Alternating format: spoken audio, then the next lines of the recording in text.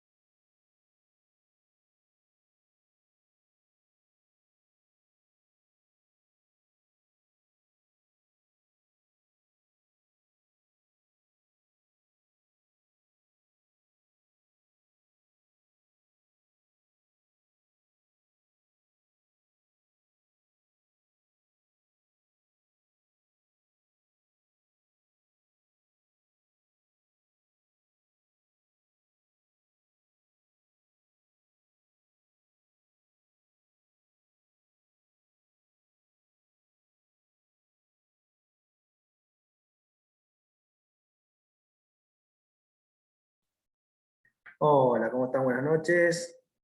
Bueno, acá estamos un viernes más. A ver si nos habilitan para compartir pantalla. Perfecto. Bueno, gracias a quien esté del otro lado, gracias. Bien, acá estamos. Seguramente descansados, no tuvieron clase el miércoles, así que estar con pilas para aprender mucho hoy. Vamos a completar la clase de la semana pasada. Vamos a seguir con consumo y con adhesión, un poquito de adhesión nada más, porque nos queda un poquito. Más que nada, hoy vamos a ver todo lo que tiene que ver con seguir definiendo la idea de consumo y de consumidor, y después pasar a las prácticas abusivas y las conductas abusivas, tanto dentro del contacto de consumo como dentro del contacto de adhesión. Con esto estaríamos como terminando. Yo no voy a ver, vamos a poner ahí, así vamos poniendo el título. Yo no voy a, claramente después cuando veamos los ejemplos es difícil con todo lo que hay para ver, para charlar y todas las especificidades que tiene este tema, es difícil, digamos, pararnos en cada punto, en cada ítem de todas las situaciones que vamos a ver. Entonces, eso, más algunos ejemplos y abarcar un poco más del tema con el material, es algo que les queda a ustedes.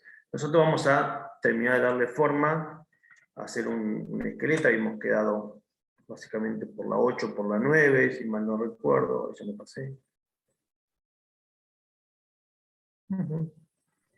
La 8 fue la última que vimos. La otra, pero ahora la cambié, porque le sumé una cosa que no tenía acá. Bien, estaba acá. Contrato de consumo. Bien, no. Y esto también la me ha visto el proveedor. ¿No? Bien, de acá para adelante es como continúa. La 8. Bien, hasta acá habíamos llegado. Perfecto, bueno, tenemos un rato. Nos van quedando algunas clases. Es probable que alguna clase no la pueda dar en estas dos que siguen, que yo después les aviso. Estamos en el grupo, me sumo en el grupo de WhatsApp, así que también ahí nos podemos ir contactando. Nos quedaría a nosotros después de estas dos clases. Lo que pasa es que el parcial está previsto para el lunes, ¿no? ¿Alguno me confirma? Lunes 4. Lunes 4. 4. Lunes 4. ¿Ya le dijo modalidad de la mini? Eso quería preguntarle si nos podía decir. ¿No le dijo modalidad? No sé si dijo. Yo no escuché. No, No, creo que todavía no dijo nada. No dijo nada. Bueno, no, la verdad que no sé, porque como habilitaban este año para tomar presencial, yo sé que en las otras materias tomamos presencial. Civil seguro, y después, bueno, en la otra carrera también vamos a tomar presencial. Acá no sé, por eso no le pregunté a Eduardo, tal vez a él la idea de tomar así oral y como veníamos tomando le guste, y capaz que la mantenga por lo menos este cuatrimestre. O no le pregunté, seguramente se nos va a decir antes, porque siempre avisa para que sea clara la regla de juego, cómo van a hacer, porque es diferente estudiar de una forma u otra. Igual siempre hay que estudiar, pero es mucho más memorizar si uno va a rendir un escrito que un oral, donde permite poder explayarse de otra forma y presentar el tema de otra manera. Así que bueno, ya nos vamos a enterar, apenas nos enteremos. También mejor para mí, porque yo estaría, digamos, volviendo en esa época y me puede tocar o tomar ese día o después corregir. Bien, como siempre les pregunto si tienen alguna duda de lo que fuera de esto. También yo quiero saber, después le voy a preguntar a Eduardo que lo comente en el grupo, a ver cómo se va a evaluar. Y si tienen alguna duda de los temas, o si podemos avanzar, o si no voy avanzando y cualquier cosa. Tema, digamos, mío o cualquier otro tema, no hay problema con esto, ¿no? No importa que lo haya dado yo o no lo haya dado.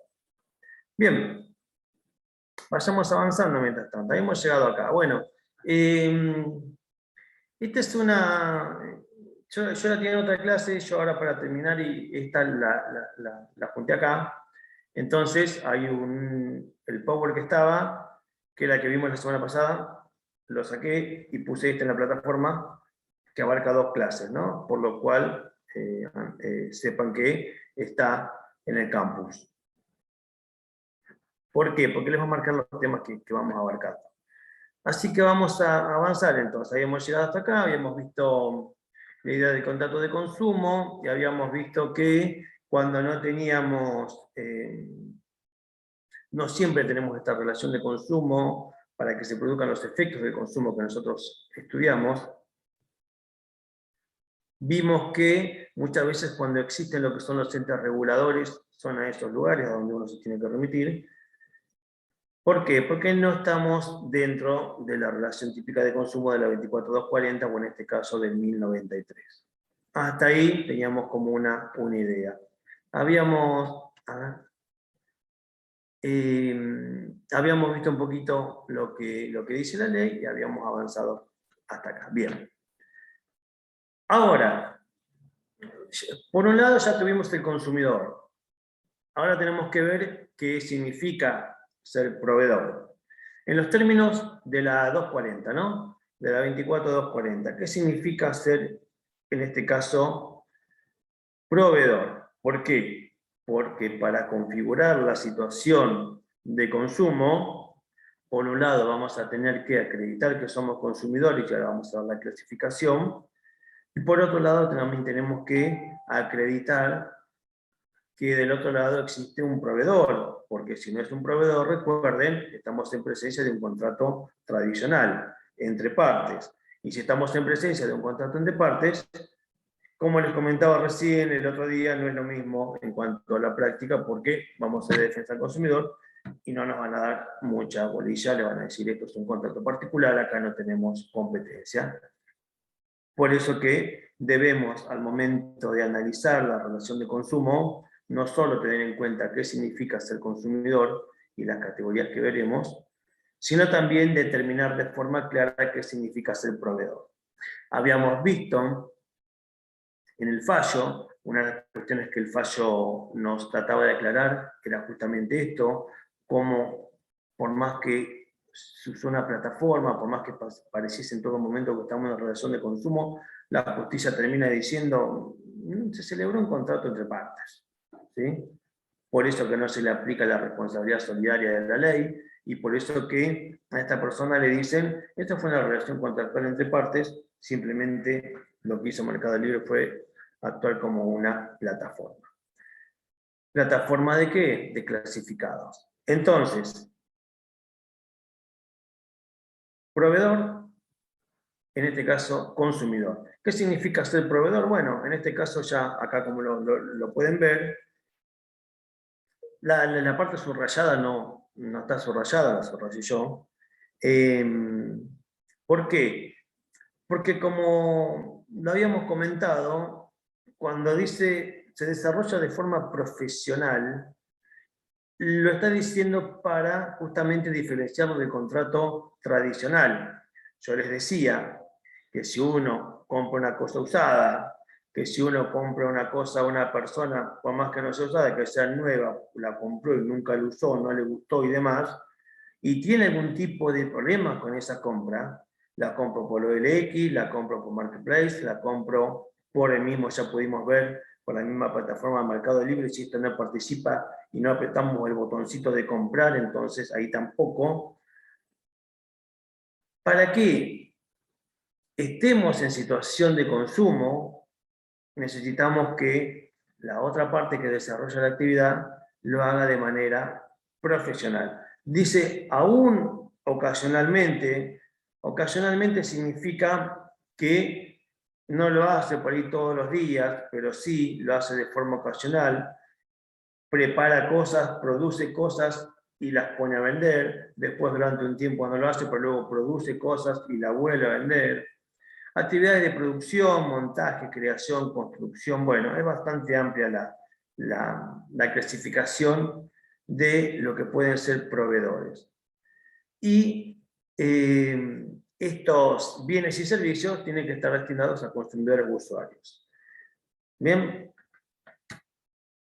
Ahora, una cosa que nos toca a nosotros como profesionales, a ustedes como futuros profesionales, porque fue un tema que también se discute y se discutió mucho tiempo, y acá, al igual que mencionamos recién, que cuando existía un ente regulador, no íbamos a estar en presencia de la competencia de defensa del consumidor, sino que íbamos a tener que ir para ese lado.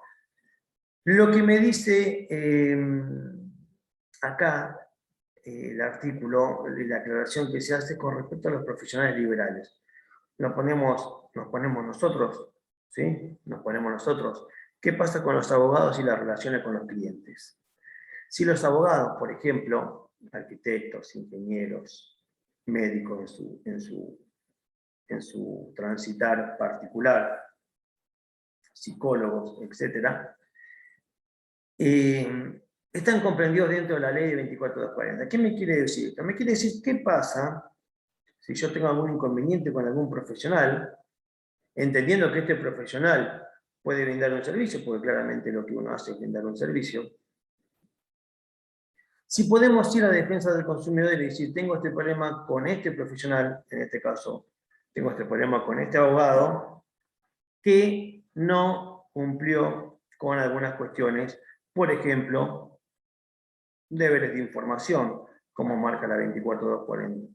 No me explicó claramente cómo iba a ser el proceso, no me explicó cuántos costos iba a tener, no me dijo si me convenía, no, ahora me doy cuenta que no me convenía hacer lo que hice, me convenía ir por este lado, etc. O sea, mala praxis judicial. Es una figura que nosotros la llamamos mala praxis judicial y después cada profesión la llamará con su nombre. ¿Sí? Las malas praxis médicas también es una de las que uno más escucha fuera del ámbito del derecho. Bueno, acá se los dejo aclarado para que sepan que hay una diferencia. Para que sepan que hay una diferencia. Que la diferencia está en que si este profesional es un profesional de la matrícula, que se llama, porque recuerden que los profesionales para poder ejercer la profesión necesitan matrícula, esa matrícula se entrega en los respectivos colegios, en nuestro caso el Colegio de Abogados del Departamento Judicial Mar del Plata, que es el que te habilita a trabajar, porque básicamente es eso. O sea, vos para poder trabajar como profesional, el que te habilita el trabajo es el Colegio de Abogados. Entonces, si vos estás colegiado y vos estás matriculado, lo que me aclara la ley, en este caso, no la ley en particular, sino en este caso la aclaración que vamos a ver en los materiales, es que no aplica a las profesiones liberales. ¿Bien? Y ahí remarqué una cosa, porque la remarco así. Dice, pero sí a la publicidad que haga de su ofrecimiento. Lo cierto es que los abogados en particular tenemos prohibición de hacer propaganda. ¿Sí? Lo dice la 5177, que es nuestra ley que regula la profesión, cuestión que está sumamente debatida hoy de por qué no pueden los abogados hacer propaganda. Y después todo lo que ustedes me pueden preguntar, pero ¿cómo no puedo hacer propaganda si en el diario yo veo tal cosa? Si la vez pasada escuché en la radio, si hay carteles en la calle, etcétera, etcétera. Bueno, lo cierto es que no se puede. Más hasta que después la denuncia llega al Colegio de Abogados y el Colegio de Abogados toma algún tipo de medida, es otra cosa. La cuestión es que no se puede. Ahora bien, más allá de que no se pueda, si en alguna de estas publicidades u ofrecimientos yo prometo algo, en ese caso, sí, ahí sí, va seguramente a tener que incidir la competencia de defensa del consumidor.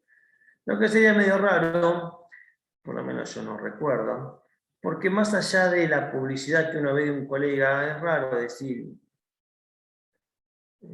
yo le gano el juicio sí o sí, venga conmigo. Eso sería una publicidad, ¿no? Eso sería después una propaganda dando por sentado una garantía de algo que yo no sé, porque no depende de mí. Una pregunta.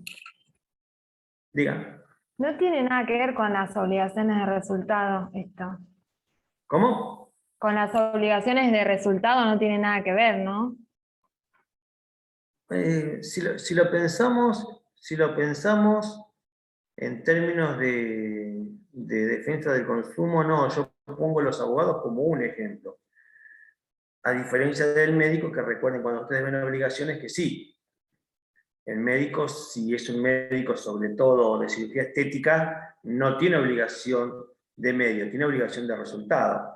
Los abogados como tal tenemos obligaciones de medios. No podemos garantizar nunca, también está prohibido garantizar un resultado.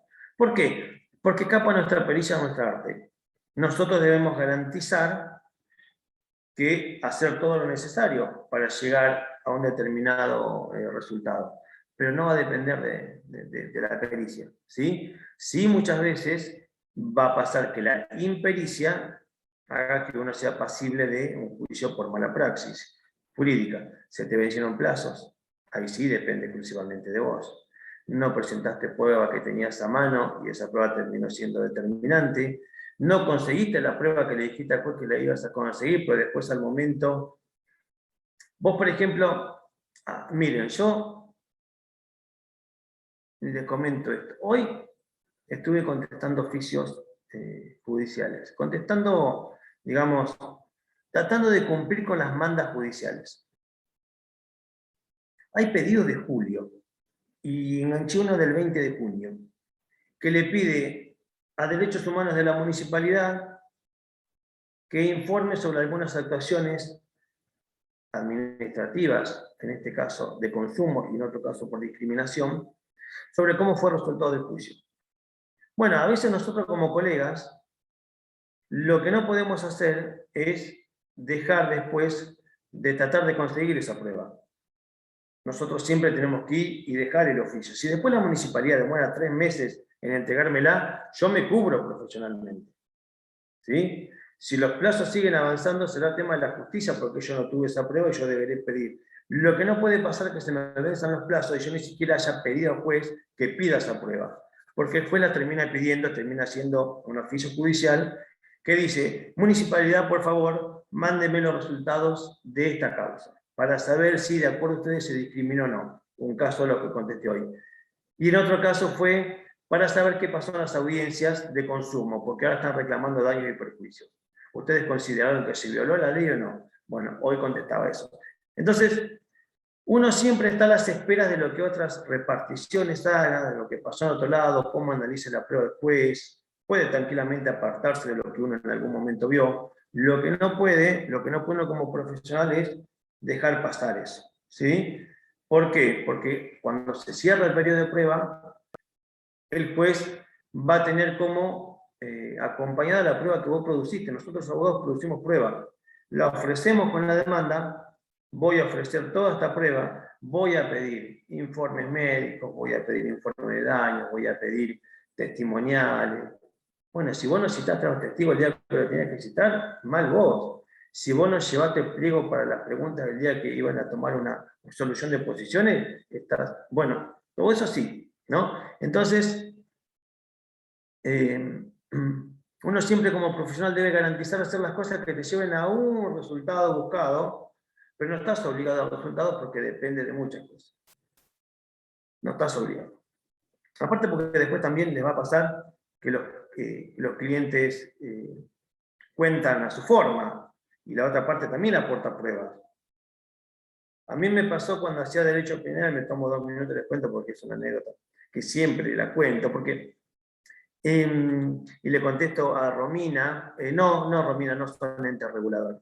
Los entes reguladores son creados exclusivamente por ley y tienen funciones específicas. Por ejemplo, hoy hablé con Energas porque una persona que nos fue a ver dice, me vino muy cara la boleta de gas. Entonces ella pasó por consumo primero, como era mayor de edad, yo les conté que esto fue ayer, que los jueves colaboro con los adultos mayores y con las personas con discapacidad. Entonces, digo, no, bueno, vaya a este horario, vaya a este lugar, la va a atender tal persona, no es una relación de consumo, es Energas. Por eso está creado por leyes nacionales. Los colegios no son entes reguladores, ¿sí? Son colegios profesionales que regulan una actividad profesional en particular. Para contestarle a Romina que me había preguntado. Les comentaba, esto uno no puede garantizar. Yo una vez, mi vida comenzó en el derecho penal. Una vez voy a ver una persona que estaba detenida cuando se podía detener o tener personas detenidas en las comisarías. Era un muchacho jovencito. Se le acusaba de que había robado en un comercio de Juan B. Justo, que había robado a mano armada. Yo con esa información, porque no me pasa en la causa, porque justo estaba la policía juntando pruebas y demás, bueno, yo voy porque para que yo trabajaba, para el abogado, digamos, en ese momento que yo trabajaba, me decían, andaba esta persona y yo me tengo que ir a Buenos Aires. Bueno, a mí no me conocía este chico, no me conocía. Entonces yo le pregunto, le digo, che, mirá, tenés este tema, qué grave, porque la verdad que robo a mano armada es un delito grave. Ahora van a ver si el arma es apta para el disparo o no, porque en aquel momento hacía mucha diferencia en cuanto a la pena, si el arma era apta para el disparo, si no era, o si era de juguete, o si no, podía llegar a producir daño sincero, claro. Ahora eso también se modificó, no importa, el tema del derecho penal ya lo verán. El tema es que él me dice, no, nada que ver, nada que ver. Yo no robé con arma. Yo tenía la mano en el bolsillo y le apunté así con las manos en el bolsillo. Y bueno, la persona creyó, los que están ahí me creyeron que yo tenía arma y me dio unas cosas. Le digo, no tenías arma. Un delito totalmente diferente. Cuando logro ver la causa a los 2 días por ahí, me entregan la causa y estaba la foto del arma. Todas las balitas puestas una al lado de otra. Las testimoniales que coincidían en cómo sacó el arma, la esgrimía, los gritos que dijo, cómo la pidió, dónde la guardó, el color, que era media plateadita, toda la prueba en contra. Entonces, voy y le digo, mirá, está todo. Sí, claro. Entonces él iba mintiendo, no le quedaba muy claro. Por las dudas hasta le mentía al abogado de confianza. Y a ustedes les va a pasar que van a escuchar. Entonces, vos tenés que saber que lo que te cuentan es una parte. ¿Bien? Entonces, en base a eso que te cuentan, vos no podés garantizar resultados, porque no sabés qué hay del otro lado.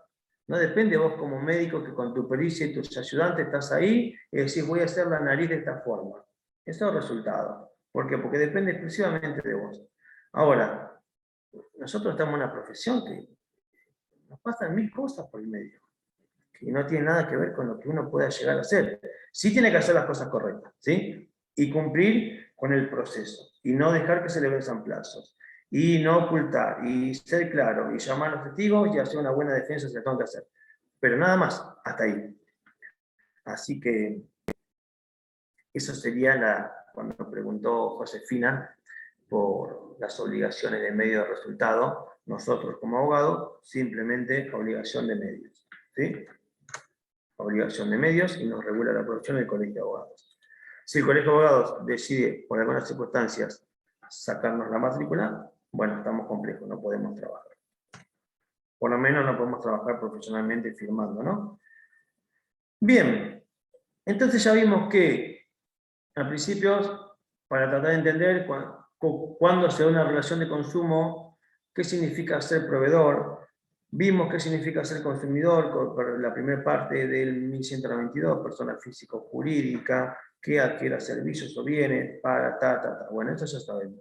Ahora, una cosa es que a veces pregunté en parciales, en orales, y como que me quedaban mirando, como diciendo de qué se trata. Yo por eso lo clasifico ahora para que no tenga esta complejidad. Sepan que cuando hablamos de consumidores, el Código Civil actual nos marca dos clases de consumidores. ¿Sí? 2 clases de consumidores.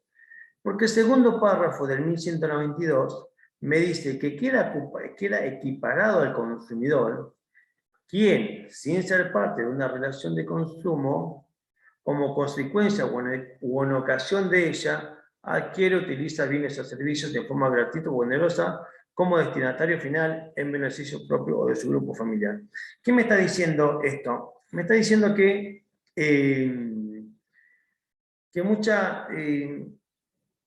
que si uno está en una situación o en ocasión de consumo, porque utiliza bienes o servicios, no importa que sea en forma gratuita o onerosa, pero como destinatario final, o sea, para mí, yo voy a estar en relación de consumo. Lo vamos a simplificar. La vamos a simplificar. Si yo compro comida en mal estado en un lugar y la indigestión se le produce a todo mi grupo familiar y puede producir algunas consecuencias, todos vamos a estar en una relación de consumo. No solamente quien tenga el ticket que compró la comida. ¿Bien? Lo mismo pasa si compro, como dicen los libros, algunos ejemplos, compro un horno microondas y explota y nos lastima. Todos los que vemos vamos a estar en esta relación de consumo, vamos a estar protegidos. ¿Bien? Sí, claramente la falla del microondas tiene que ver con una falla de fábrica, no porque yo le di demasiada luz o lo utilicé mal o le puse algo adentro que no debía poner. En este caso será responsabilidad de quien lo usó, porque usted debió una obligación y uno es responsable de las cosas que tiene a su cargo. Pero saliendo de eso, si estamos en una situación de consumo, utilizamos bien el microondas, explota y no lastima, ¿qué me dice el segundo párrafo? Dice, vamos a equiparar a las demás personas que, sin ser parte de la relación de consumo, como consecuencia, porque voy a comprar una ocasión de ella porque participo, puede igualmente verme afectado. Entonces no importa que sea de forma gratuita o onerosa, sino que como destinatario final. ¿Qué significa destinatario final? A mí me dan el chocolate que yo como y me termina cayendo mal. ¿Sí? Porque terminé siendo yo el último que tuve relación o contacto con esa comida. Entonces, cuando hablamos de consumidores, yo les dije que existían dos categorías. La del primer párrafo del artículo 1192, que es el consumidor directo, aquel que genera vínculo directo con el proveedor, aquel que contrata, ¿sí? Ya sea aquel que contrata, aquel que genera un vínculo directo, aquel que hace un acto jurídico por el cual genera un vínculo directo con el proveedor. En 1192 me trae al equiparado, ¿sí? Aquel que sin ser parte de esta relación de consumo es un destinatario final, indiferentemente que lo utilice de forma gratuita u onerosa. Como les comentaba, comida, por ejemplo. Y después tenemos dos categorías que aparecen en los libros, y está bien que aparezcan porque han sido cuestiones de debate. De hecho, cuando se reformó el Código Civil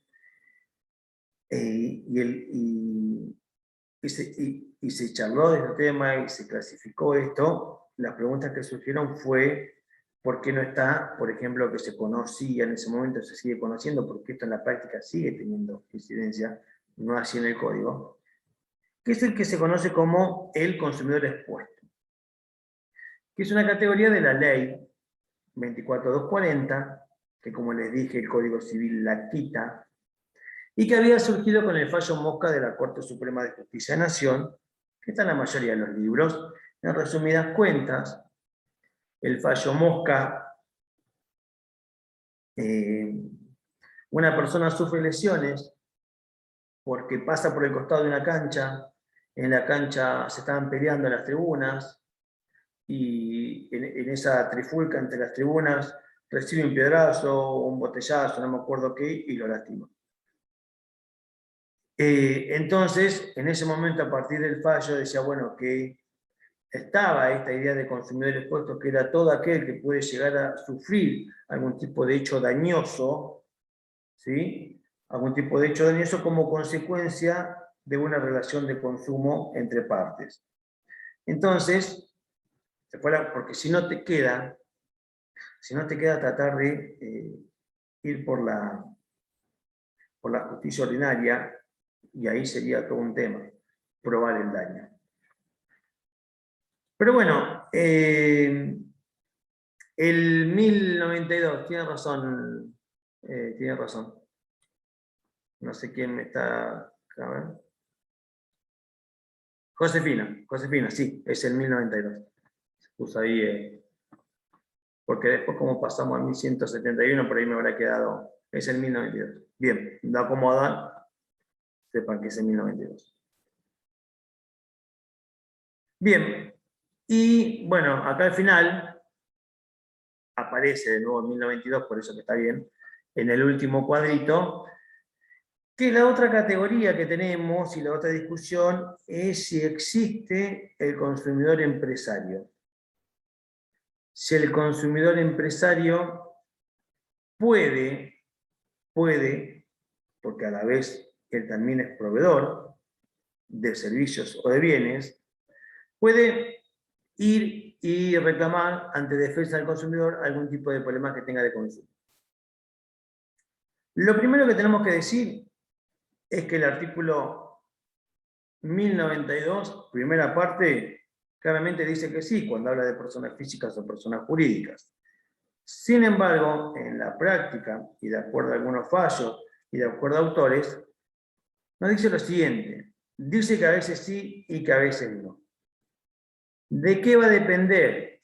De que nosotros pensemos en empresas o en empresarios como posibles personas destinadas a la protección de la ley. Dicen, para simplificar, que si un empresario o una empresa contrata bienes o servicios que tengan que ver con el servicio que presta para, digamos, de alguna forma mejorar, completar la cadena de producción o mejorar el servicio, no hay relación de consumo, hay relación comercial. ¿Bien? Ahí estamos en PT. Pero dicen que si la empresa o el empresario, o la empresa, la persona jurídica, contrata un servicio que no tiene directamente incidencia directa en lo que es la producción del producto, la producción de lo que realiza o el bien o servicio que entrega, en ese caso sí hay una relación de consumo. Entonces, por ejemplo, el servicio de Internet, bueno, va a depender cómo lo usen las empresas. Si el servicio de Internet es, por ejemplo, de una empresa que lo utiliza para propaganda, que lo utiliza asiduamente para brindar servicios, en ese caso está haciendo parte de lo que es la venta, está haciendo parte de lo que es la oferta, está haciendo parte de lo que es este trabajo de productos y servicios, por lo que dirían que no. Ahora, si estamos en presencia de un servicio de Internet en una escuela, por ejemplo, que la escuela va a funcionar, porque tiene que funcionar por más que no haya Internet, porque siempre funcionó, por lo menos la presencial, y aún sigue siendo así, porque se volvió a clase, se volvió a la clase del pizarrón y demás. Si en ese caso la persona jurídica, llámese escuela pública, privada, no importa, tiene problemas con el servicio de Internet, ahí sí podemos decir que al no tener una relación directa con la prestación de servicios o con los bienes que ofrece, ahí sí estamos en presencia de una relación de consumo. Entonces, lo que queda claro es que de acuerdo al código tenemos estos dos, directo y equiparado. Con la 24240 y el fallo Mosca nos suma consumidor expuesto. Y existe discusiones, básicamente tomando esta idea, que sí para estas cosas y no para otras, cuando los que pretenden realizar el reclamo son empresas que tienen algún problema con los servicios. Si el servicio tiene que ver con lo que vos vas a terminar de producir, no. Si el servicio nada tiene que ver, sí. ¿Bien? Categoría de consumidores. Entonces, relación de consumo, consumidor-proveedor, el proveedor que realiza una actividad profesional, pero los abogados no, y tenemos esta categoría de consumidores. Hasta acá vamos. Después, bueno, le quedará leer. ¿Estamos bien? ¿Avanzamos? Sí. A ver.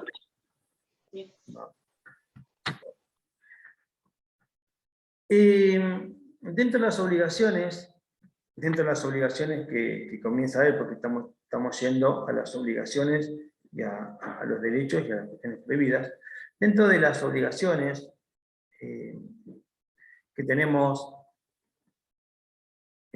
o los derechos de este lado, que tenemos los consumidores, el primero que vemos acá es el deber de información, ¿no? El deber de información.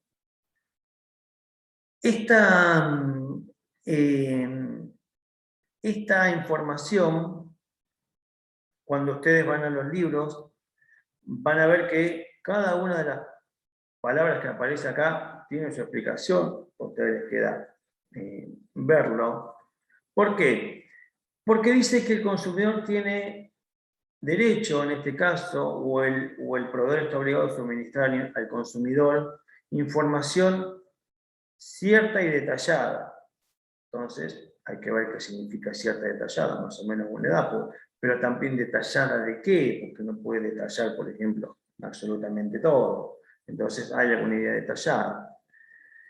Pero sí, respecto de los elementos esenciales de los bienes, entonces habrá elementos que son esenciales en los bienes y elementos que no son esenciales. Entonces ahí hay que ver qué será esencial para un bien y qué no será esencial. A la vez también hay que ver si estas características esenciales están garantizadas o no. Lo vimos en su momento cuando vimos oferta, cuando vimos aceptación. Entonces, si esta característica esencial está garantizada, es una cosa, y si simplemente está nombrada, es otra cosa.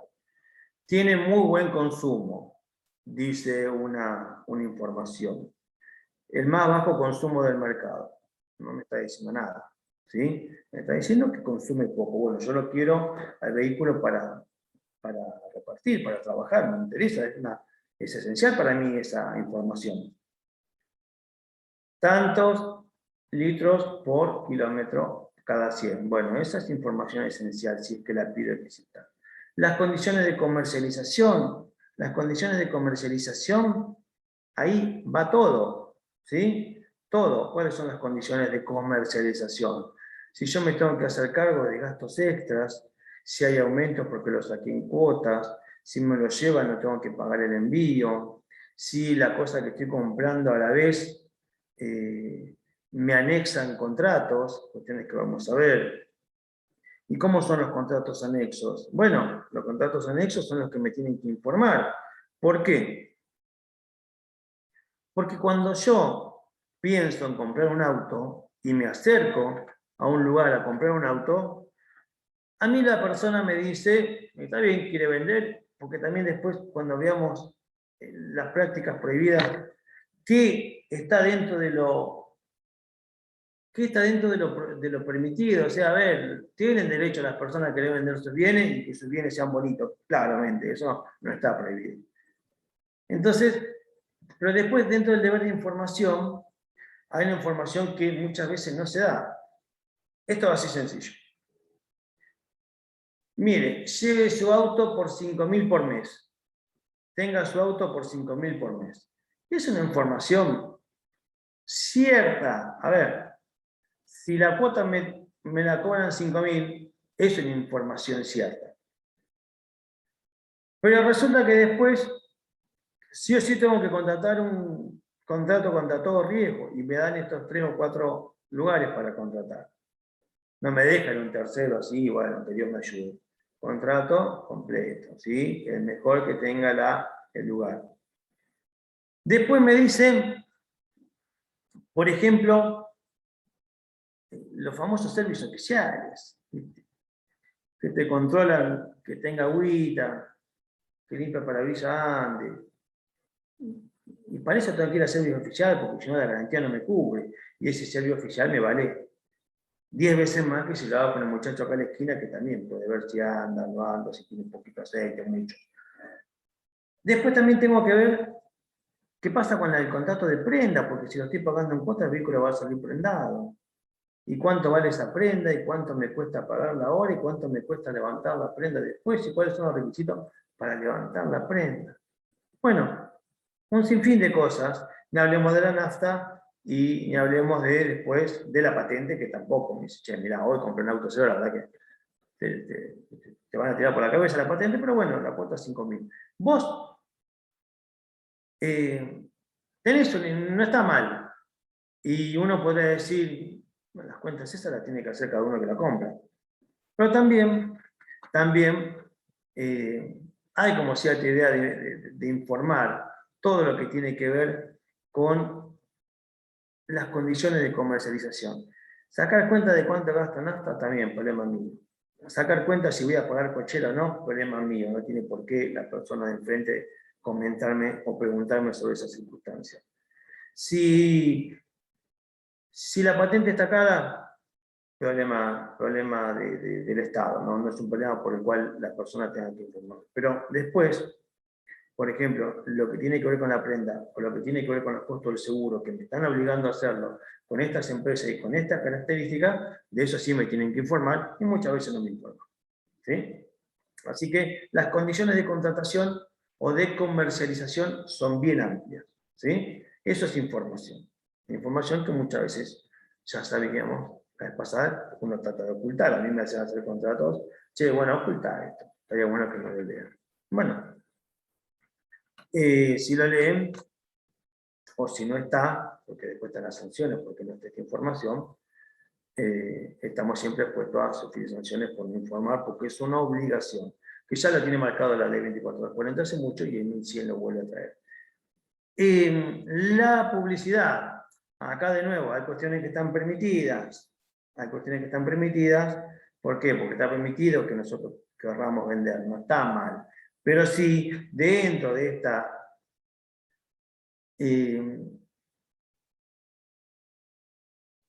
idea de, porque ahora cuando pasamos prácticas prohibidas vamos a ver, pero dentro de esta cuestión legal, que es querer vender, por ejemplo, el bien o el servicio que uno tiene, lo que no puede hacer es esto, lo que dice el 1101. No puede hacer engañar, o sea, no puede llevar al error del consumidor. Mucho más cuando el error tiene que ver con elementos esenciales del servicio o del producto. A mí me pasó, hace poco, me pasó que casi no podía dar zoom porque el internet que tenía no me servía. Venía bien, pero bueno, no me estaba rindiendo. Entonces yo cambié y cuando cambié, le dije, necesito para esto, yo doy clases. No, sí, usted tiene, no, anda bien, tiene 50 de subida, 30 de bajada, 200, no sé cuánto. La verdad es que no está haciendo así, me han mentido. Me sirve, pero lo cierto es que no es verdad. Y para mí era una información esencial. Imagínense, yo lo necesito para otra clase de trabajo. En eso no pueden mentir. Después, efectuar comparaciones que conduzcan a error del consumidor, ¿sí? Y que no sea abusiva y demás. Ahora, los efectos de la publicidad. Los efectos de la publicidad, vamos a entenderlo de acuerdo a 1103, que quedan incluidas en el contrato con el consumidor y obligan al oferente. ¿Por qué? Porque la publicidad sabemos que puede ser una cosa, el contrato es otra cosa. La publicidad es algo que aparece en la tele, en la radio, en los medios, en un cartel en la calle, que no firmo yo, o capaz que no está dentro de lo que estoy haciendo el contrato, pero sí que si yo cuento con esa propaganda, es parte del contrato. Por eso siempre, cuando uno va a defensa, o cuando hay alguna audiencia, y te dicen, no, porque a mí me dijeron que tal cosa, uno lo que siempre busca es cómo llegó esa información. ¿Cómo llegó? ¿Tiene algún folleto? ¿Hizo alguna impresión? ¿Le mandó la boleta? ¿Tomó una captura de pantalla? ¿Dónde vio? ¿Tiene alguna foto? ¿Por qué llegó ahí? Porque muchas veces la publicidad claramente va por otro lado, pero sí saber, y lo dice claramente el 1103, que está incluida en el contrato. Está incluida por más que no esté en el contrato. ¿Sí? Por eso todas las precisiones hechas en publicidad, anuncio, prospectos, circulares, medios de difusión, están incluidas en el contrato y obligan al oferente. El incumplimiento de la misma da sanciones previstas en el artículo 10, que son, bueno, las sanciones del tipo sancionatorias que tienen que ver con multas. Ahora, ¿qué pasa? ¿Qué pasa si no se cumple? Se puede exigir el cumplimiento forzado de la obligación, se puede aceptar otro producto o prestación equivalente, o se puede rescindir el contrato. Todo ello sin perjuicio de las acciones de daños y perjuicios que correspondan. Porque las acciones de daños y perjuicios que correspondan, si es que correspondiesen, no van por defensa del consumidor. ¿Sí? Es una acción netamente privada que no tenemos que hacer por la justicia ordinaria. Y acá las prácticas comerciales abusivas. Y básicamente con esto nos ha pasado a todos. Por eso, cuánto hay de la propaganda, y hemos visto películas muy, muy graciosas y emblemáticas de situaciones como esta. Ni hablar cuando uno comienza a recorrer páginas son muy graciosas cuando dicen, en la época de, ahora está más complicado, creo que casi no se usan, que era cuando hubo ese auge de pedir cosas a las páginas chinas. ¿No? Claro, te valían 2 mangos, te la mandaban gratis a tu casa. Entonces, se pedía, y después había unas páginas que decían lo que pedí, lo que me llegó, y era muy gracioso. ¿Sí? Lo que pedí, lo que me llegó. Y la verdad es que era muy diferente. Y esto también nos pasa, de ver esta publicidad, por ejemplo, y que después nos entreguen eso. Nos pasa cada rato. ¿Te quedará vos comerla o te quedará no? Pero hay una película que es genial que se llama Un día de furia, donde entra a un lugar de estos y dice, quiero esa hamburguesa, la del cartel. Y le traen una y dice, esa, es esta. No. El tipo estaba con una escopeta porque ese día había pirado y ese día quería que se cumplan todas las leyes, se enojaba con todo el mundo. Bueno, qué sé yo, está bien. Nadie hace mucho problema por esto. Uno imagina básicamente que estas cosas pasan. ¿No está bien? No está bien, pero pasa. Cuando hablamos de prácticas comerciales abusivas, porque una cosa es la publicidad, y una cosa es querer agrandar el producto, una cosa es querer insertar el producto, otra cosa es querer que visualmente uno tenga ganas de consumirlo. Bueno, ahí siempre estamos en el fino límite de si se puede, si no se puede y hasta dónde se puede. Básicamente en estas dos creo que hay mucha diferencia, hay como un abuso y hay ciertas cuestiones esenciales que no se cumplen. Hubo lugares que prometían, y eso sí es esencial, por ejemplo, creo que le pasó acá, alguien que te vendía los sándwiches y te decía que tenía tanta medida, bueno, esa medida está garantizada, después si tenía muchos centímetros menos, claramente estabas violando la ley. Las prácticas abusivas, comerciales abusivas, lo primero que tenemos que saber es que se pueden dar en cualquier momento del contrato, o sea, en contrato en curso, en la etapa previa cuando yo estoy por contratar, o en la etapa posterior que se llama de ejecución o garantía, ¿no? En la ejecución o garantía. El tema de la garantía es un tema que a todos también nos pasa, y yo les digo, tengan cuidado, sean insistentes con esto, porque muchas veces las garantías no surgen de nada de lo que compramos, o sea, y este es el papelito de la garantía, tiene un papelito. Mirá, así no queda claro nada. ¿Por qué la garantía de fábrica de 5 años? Y en el papelito no dice nada. Entonces, en eso hay que ser, porque después cuando vos vas a, por ejemplo, a una situación de garantía, dice, no, vengo porque me dijeron que tenía 3 años de garantía. Y te dice, no, ¿cómo 3 años? Eso son 6 meses. ¿Qué te pasa? Y vos empezás a buscar los papelitos que te dijeron que tenían 3 años y no encontrás 3 años en ningún lado. En ningún lado encontrás 3 años.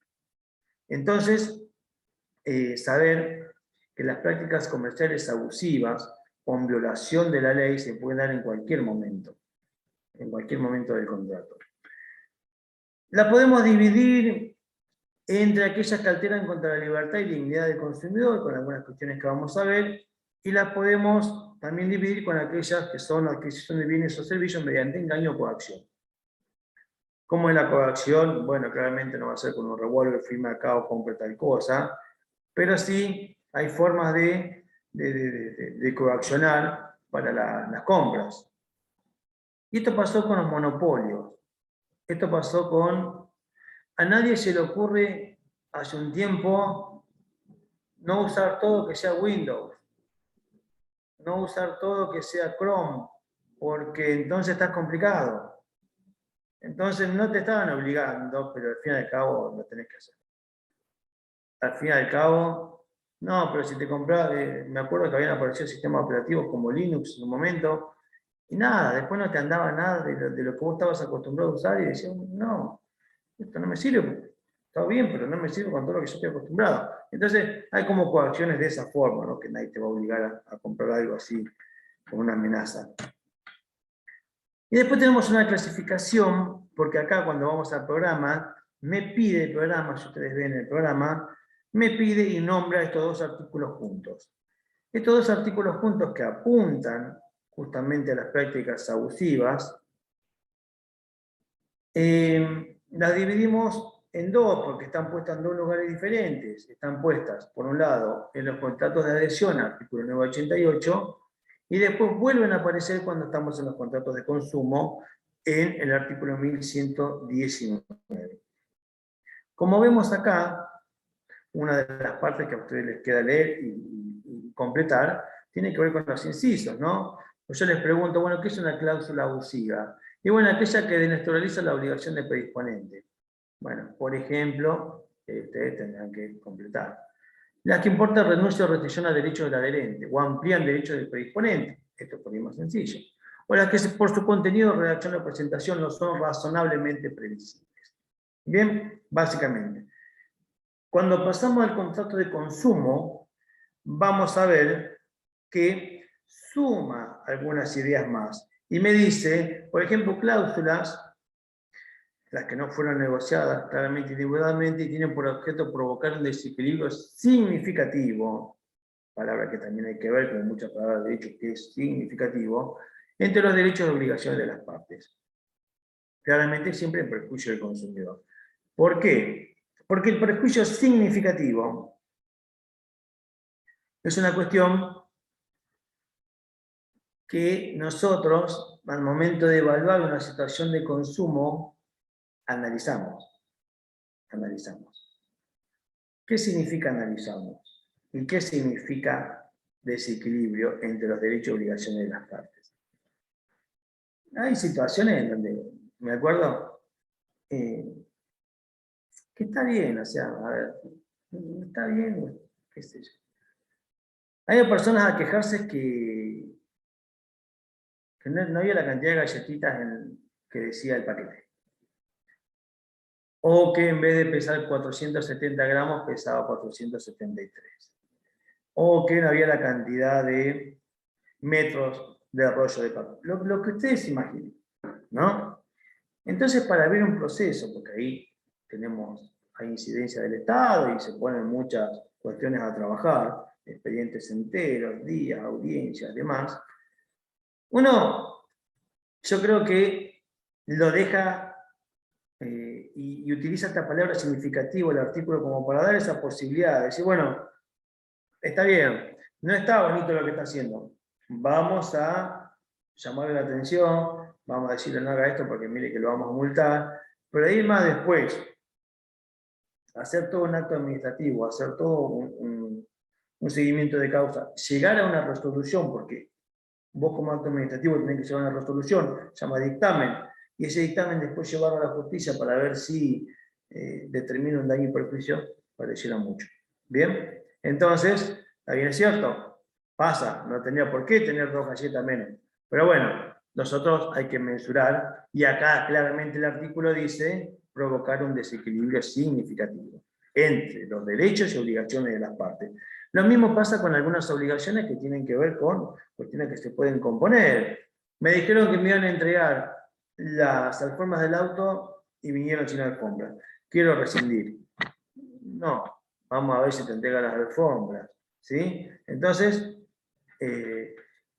para que pueda cumplirse esta idea de prejuicio o que la cláusula sea abusiva o que se esté violando claramente los derechos del consumo, hay que mensurar, ¿sí? Hay que mensurar. La ley regula cuestiones que ustedes deberán ver, vamos a ver un poquito ahora, esto en cuanto a específicamente consumo, 1096 a 1099, y la 24240 del artículo 8 bis, que ahí habla del trato del trato digno. Bien. Como les acabo de decir, la técnica legislativa deja un amplio aspecto interpretativo y liberar la actividad de los jueces o de los que deben decidir, muchas veces también dentro de las relaciones de consumo y en defensa del consumidor, las OMIC que se llaman, también se deja este criterio para ver hasta dónde hubo violación palpable, clara, concreta, dolo, etc. O hubo alguna vivada, alguna cosa a veces del comercio, que si bien no estarían bien, no llegan a configurar lo que me pide el otro artículo. Pero bien, te deja ahí, interpreten, vean, fíjense. Después el artículo, cuando hablamos de lo subjetivo, en este caso cuando dice ámbito de aplicación subjetivo, me está queriendo decir legitimidad activa. Me dice que en este caso van a poder, digamos, en este derecho subjetivo que genera esta relación, en el caso que se produzca una violación de la ley, van a ser a todas las personas expuestas a las prácticas comerciales, determinables o no, sean consumidores, y acá vuelve a aparecer la categoría que habíamos charlado hoy, conforme, y acá de nuevo está bien, en el 1092, no en 1192. Entonces, como derecho subjetivo, como posibilidad de reclamar, diciendo si violó esta normativa, se violó la ley, el ámbito de aplicación subjetivo vuelve a ser amplio. Aparece en el 1097, nombre algunas cositas nada más, las condiciones de atención y trato digno. El 1097 hace referencia a esto, de acá podríamos hablar un montón, porque tenemos que empezar a hablar como hacen algunos autores, que entendemos por dignidad y pasar por Civil 1 y pasar por las convenciones y pasar por la Constitución y pasar por los derechos de las personas. Entonces la dignidad como tal es un concepto muy amplio y muy abarcativo, que no sería el caso, pero porque hablar de dignidad en sí es complejo. No sé si ustedes vieron, yo lo hago trabajar en un práctico, en dignidad, no me comenta si lo vimos, que era el lanzamiento de enanos en Francia, que era justamente el artículo 52 del Código Civil. El lanzamiento de enanos en Francia fue todo un trabajo que se hizo de qué es la dignidad y si está bien o no, y si el trabajo y demás. No sé si saben de lo que les hablo. Si no saben, después lo leen, está bueno, una cosa para saber. Y de ahí viene, después lo que trajo el Código Civil nuestro, el artículo 52. No vamos a pasar a todo lo que es dignidad, pero sí saber que bueno, que tienen que ser respetadas de acuerdo a los criterios generales que se usan los tratados de derechos humanos, y deben los proveedores, las personas que atienden, abstenerse de emplear conductas que colocan al consumidor en situaciones vergonzantes, vejatorias o intimidatorias. Entonces, por trato, debe entenderse los comportamientos que uno hace, se rige sobre cuestiones subjetivas, pero que claramente están reguladas, ¿sí? Claramente están reguladas. Por un lado, dice, cuya estructura no va a ser una cuestión subjetiva de, no, le pareció, dijo, yo no dije así, yo creo, pasa que nosotros nos manejamos de esta forma, nuestra forma de atención es esta, a veces la gente, no, eso no. ¿No? ¿Por qué? Porque esto está claramente arreglado por el código, claramente arreglado por la ley, qué se puede y qué no se puede, no se puede exponer a esto. Hace mucho tiempo, en este fallo, se señaló que los usuarios y consumidores son sujetos particularmente vulnerables a los que el constituyente decidió proteger, artículo 42, de modo especial, y por lo tanto no corresponde exigirle a estas personas, nosotros los consumidores, digamos, las mismas capacidades, cualidades, conocimientos que tienen aquellos que están todos los días dentro de relaciones comerciales. Entonces, también de este lado, a uno, y por esas situaciones, se los trata como más vulnerables, ¿sí? Como más vulnerables en este caso, como más desconocedores de todo este andamiaje de lo que son las relaciones comerciales. Ni hablar, yo voy a un banco, estoy perdido con un montón de cosas. Imagínenlo, las personas que no han podido estudiar. O quien estudiado otra cosa, no tiene por qué un ingeniero saber nada con respecto a todo esto. Entonces, el simple hecho de ser consumidor, ya tenés una protección, no importa bien tus capacidades, tu estudio, tu situación social. Consumidor. Ser consumidor de acuerdo a este fallo, te dice, nosotros no tenemos por qué tener los mismos conocimientos que tienen los que están en este ámbito. Después que me marque de Carlucci, está todo, y acá se lo dejo, porque dice, no podemos poner al consumidor en vergüenza, ridículo, absurdo, incomodidad. Son conductas de proveedor representativo de maltrato, persecuciones, perjuicios, padecimientos, y todo esto que muchas veces puede pasar en las relaciones comerciales. Los maltratos es cuando uno llama, te hacen llamar 15 veces, no te atienden, vas para allá y volvés, y te pasa a una oficina y te pasan a otra, no te dan respuesta. Las persecuciones tienen que ver a veces pasa a veces con bancos o con empresas que compran deuda y te persigue y te llama y te llama y te llama, o que te digan prejuicios o padecimientos.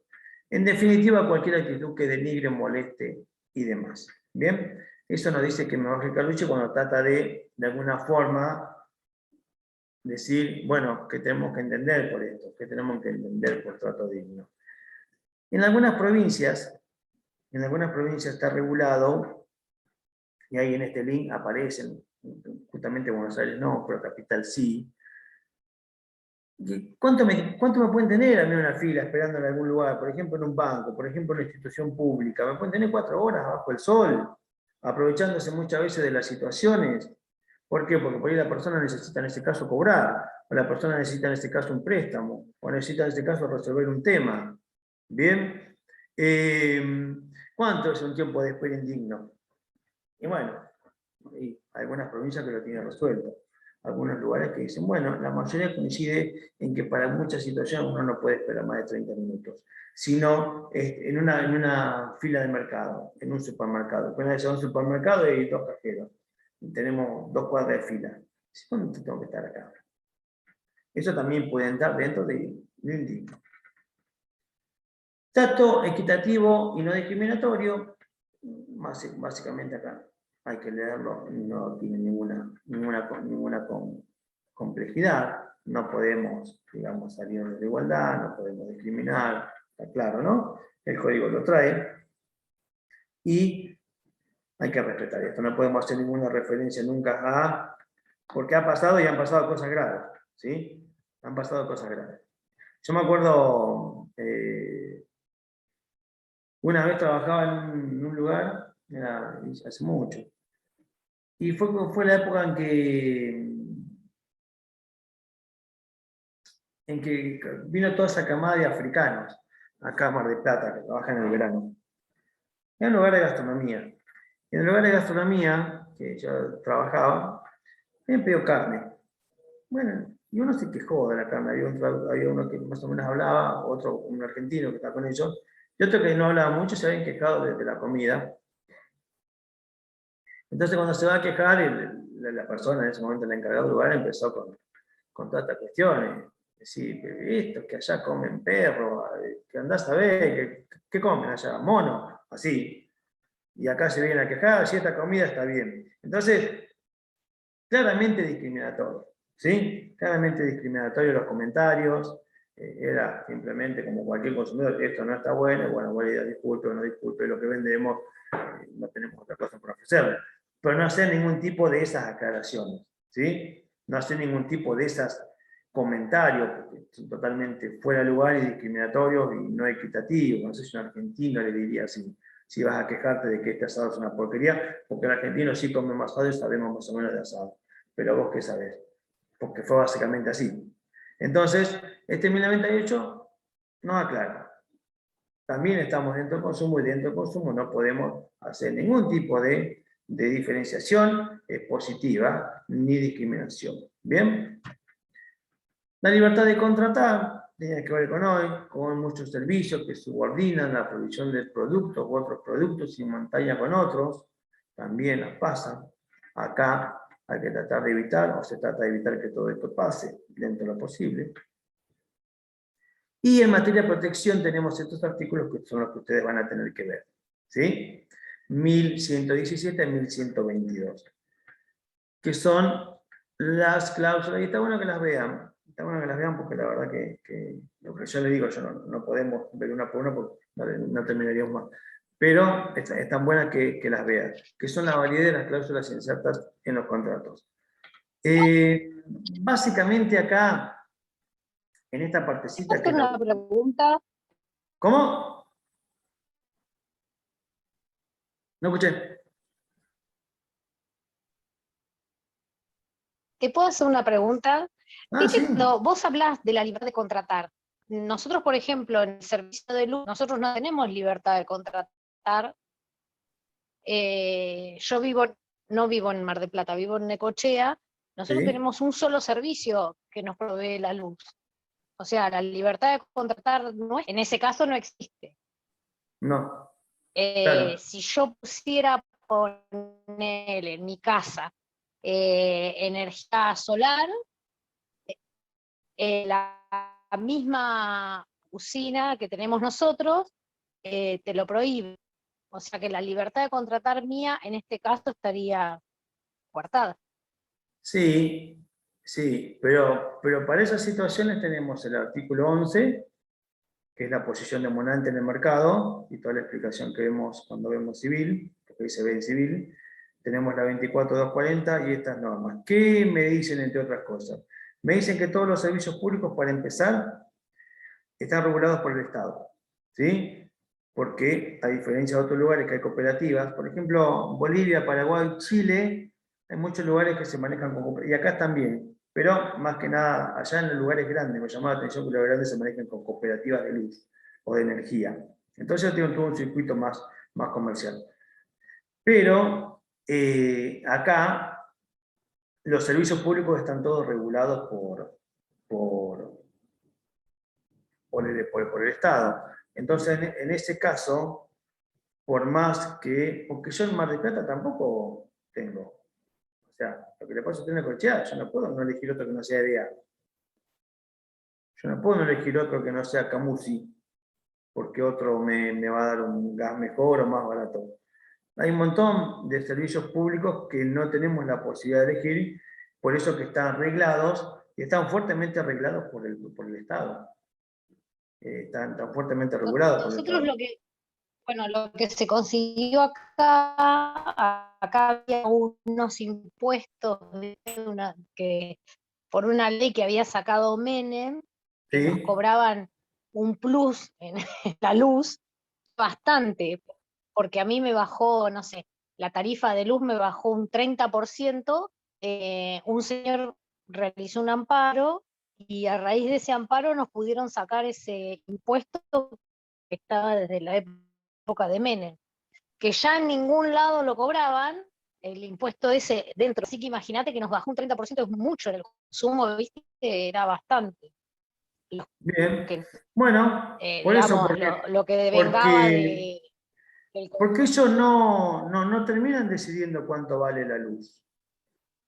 No terminan decidiendo cuánto es la tarifa total. Se tienen que, digamos, acomodar a lo que son los precios que fija el Estado para los servicios. Y el Estado también fija además cuáles son las cosas que pueden ir adicionadas y no dentro de una boleta. Uno en una boleta tiene un montón de cosas. La boleta de luz y gas son geniales para encajar cosas, ¿sí? Como en el celular, los de los docentes, entonces te encajan los de los docentes en el celular para el incentivo docente, y en la luz y el gas van a ver que hay 20 leyes más de 5 pesos, 4 pesos, 3 pesos, 2 pesos. Cualquier boleta que ustedes vean van a ver que tiene eso. Eso también está regulado, hasta esos 3 pesos y lo pueden cobrar y no. Y si después hay algunas cuestiones que no tienen por qué cobrar, seguro de, no sé, de inundación, no, por darte un ejemplo. Eso no. Y este plus, que será por mantenimiento de línea, lo que quieran dibujar, y no está arreglado de esa manera, claramente en algún momento iba a caer, que fue lo que pasó ahí. Pero esto de no poder elegir, o cuando no se puede elegir contratar, el Estado tiene mucha incidencia. El Estado tiene mucha regulación ahí, y existen los entes reguladores y después hay competencias específicas de las defensorías del pueblo. Las defensorías del pueblo son las que controlan los servicios públicos. En Mar del Plata, las defensoras del pueblo controlan los servicios públicos y la relación que tiene el ciudadano con la municipalidad. en la provincia lo que tenga que ver con provincia, y en nación lo que tenga que ver con nación. O sea, esos son los primeros lugares donde uno tiene que ir a reclamar. Y después los entes reguladores, que son nacionales, como les comentaba hoy, leyes nacionales, que le dicen a los proveedores de servicio, en este caso luz, usted puede hacer esto. Y estas son sus obligaciones, y estos son los precios que puede cobrar. Eso está claramente reglado. Por eso que cuando hay una posición dominante, el Estado tiene plena incidencia. Bueno, gracias. No, por favor. Bueno, y le dejo esta última Filomena, que es para completar el cuadro, que son las cláusulas abusivas que podemos encontrar en los contratos. Les quedará repasar un poco, porque ya les decía, es un tema amplio. Seguramente van a aparecer algunas preguntas, me las pueden hacer después, si les queda alguna duda ahora, me preguntan ahora, pero digo, cuando lean, me van a saber qué situación, o se van a acordar de algunas cosas. La idea de la clase era saber que existe, qué significa ser consumidor, qué significa ser proveedor, qué incluye ser proveedor, las categorías que tiene el código, qué entendemos por abusivo, y básicamente toma 3 artículos que los vimos recién, que son estos 3, que habla de, ¿no?, atención y trato digno, trato equitativo y libertad de contratar. No hay más que esos en esta parte de consumo. ¿Bien? Después sí están las otras disposiciones que repite un poco lo de la 24.240, que son de la 1117 a 1122. Que les queda a ustedes leer. Bien, esto es lo de hoy. Y esto ya está cargado. Si no tienen preguntas, nos veremos la próxima. Les voy a avisar después por el grupo WhatsApp, cuando no... creo que una de esas 2 clases no la voy a poder dar. Voy a tratar de dar los 2, pero creo que una de esas no voy a... Creo que justo estoy en tránsito. Así que les aviso. ¿Sí? Buen fin de... Gracias. Y nos estamos... Gracias. Fin de... Chao, profe. Gracias.